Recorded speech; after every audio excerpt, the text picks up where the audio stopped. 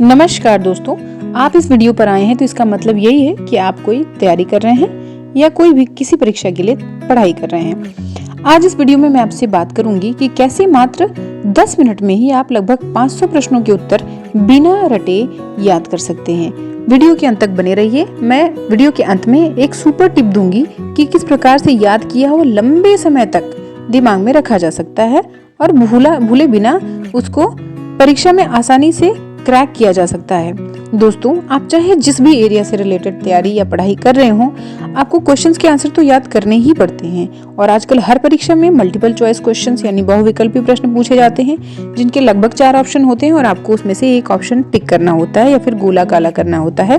इन प्रश्नों का उत्तर देते समय जिन प्रश्नों के उत्तर हमें आते हैं उन पर तो हम आंख मूंद कर टिक लगा देते हैं, और बहुत से क्वेश्चन ऐसे होते हैं जिनके ऑप्शंस को देखकर हमें ऐसा लगता है कि ये क्वेश्चन तो कभी न कभी तो पढ़ा ही है, और उनका आंसर जब हम देते हैं तो वो हमें कॉन्फिडेंस की कमी हो जाती है और कंफ्यूजन की वजह से हमारा इस परीक्षा में आंसर गलत हो जाता है। तो आइए जाने वो टिप कि कैसे ज्यादा से ज्यादा प्रश्नों के उत्तर हम बिना रटे याद कर सकते हैं और परीक्षा में जो कंफ्यूजन में हमारे क्वेश्चंस गलत होते हैं उनको हम कम से कम करके मनचाही सफलता एग्जाम में पा सकें। तो आइए वीडियो स्टार्ट करते हैं। टिप नंबर 1, आप किसी भी सब्जेक्ट का कोई टॉपिक स्टार्ट करिए तो पहले बुक से उस टॉपिक को पूरी डिटेल में पढ़ लीजिए, वो भी बिल्कुल शांत मन से। पढ़ते समय आप दिमाग में ये प्रेशर मत देते जाइए कि इसमें ये फैक्ट आ गया तो आपको याद करना है। आप बस उसको पढ़ते जाइए, हो सके तो बोल कर पढ़िए और उसमें दी गई चीजों को याद करने की कोशिश मत करिए, केवल पढ़ते जाइए। अब टिप नंबर 2, जब आपका टॉपिक पूरा हो जाए तो उससे संबंधित मल्टीपल चॉइस क्वेश्चंस ढूंढिए। चाहे आपके पास बुक है, उसी बुक में अगर दिया हुआ है लास्ट में तो उसको सॉल्व करिए।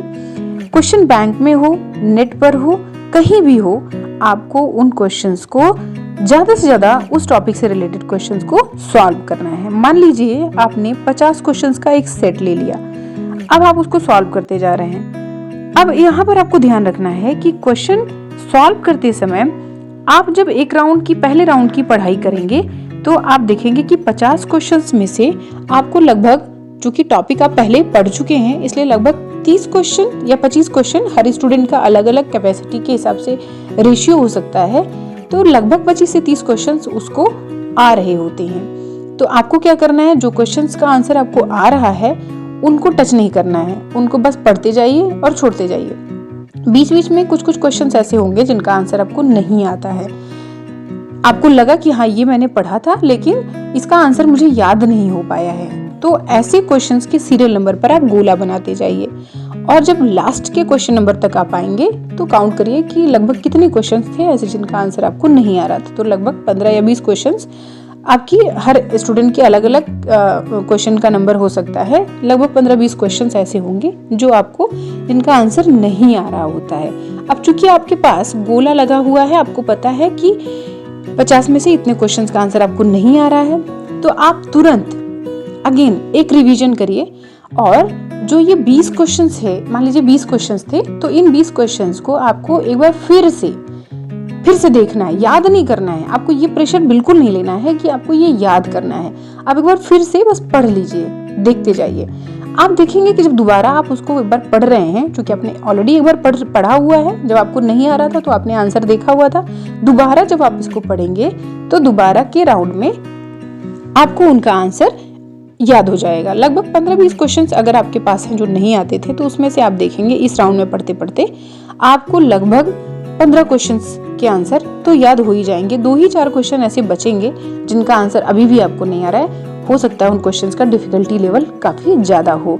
यहाँ पर आप ये देखेंगे कि जब आपने पहला राउंड में सेट को 50 क्वेश्चंस को सॉल्व किया था तो हो सकता है आपको 10 मिनट लगा हो, 7 मिनट लगा हो, 8 मिनट लगा हो उसको पूरा पढ़ने में, या 10 मिनट मान लेते हैं लगा हो पूरा पढ़ने में। लेकिन आप जब सेकेंड राउंड पढ़ेंगे तो आपको मात्र 2 मिनट लगेगा या 3 मिनट लगेगा फिर अगेन वो 20 क्वेश्चन पढ़ने में।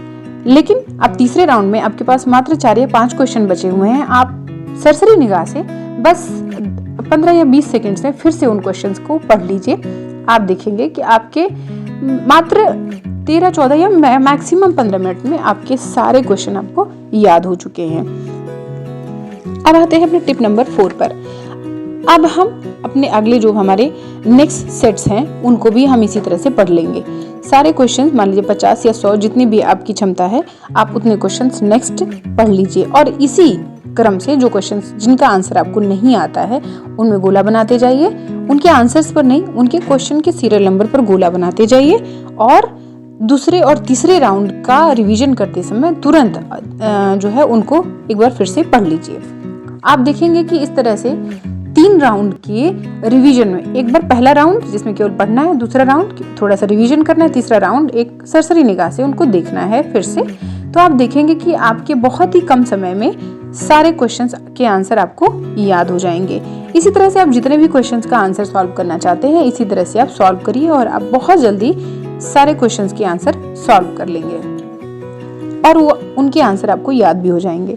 दोस्तों, जब हमें कहा जाए कि फला चीज आपको याद करनी है तो हम वही टेंशन में आ जाते हैं, लेकिन अगर इस ट्रिक से आप क्वेश्चंस को याद करेंगे तो फिर कभी भी परीक्षा में आपका कंफ्यूजन वाला क्वेश्चन का आंसर गलत नहीं होगा, क्योंकि आपको कोई कंफ्यूजन रह ही नहीं जाएगा। मैक्सिमम क्वेश्चंस के आंसर आपको याद हो जाएंगे और आप परीक्षा में मनचाही सफलता पा सकते हैं। अब हम सुपर टिप की बात करते हैं। दोस्तों, आपको हर दिन इसी तरह से जितनी भी आपकी कैपेसिटी है क्वेश्चन सॉल्व करते जाना है, पढ़ते जाना है और संडे के दिन या कोई भी सप्ताह का एक दिन तय कर लीजिए, उस दिन पूरे सारे सेट्स जितने आपने पूरे वीक में पढ़े हैं बस उनको सीरियल वाइज एक एक करके सरसरी निगाह से देखते जाना है और आप देखेंगे कि इस रिवीजन में हो सकता है अभी भी कुछ क्वेश्चंस ऐसे हों जो आपको फिर से लगता है कि 2-4 क्वेश्चंस रह गए हैं जिनका आंसर हमें नहीं आ रहा है या आप भूल गए हैं, तो आप एक बार फिर से उसको पढ़ लेंगे तो आपको वो पुनः याद हो जाएगा।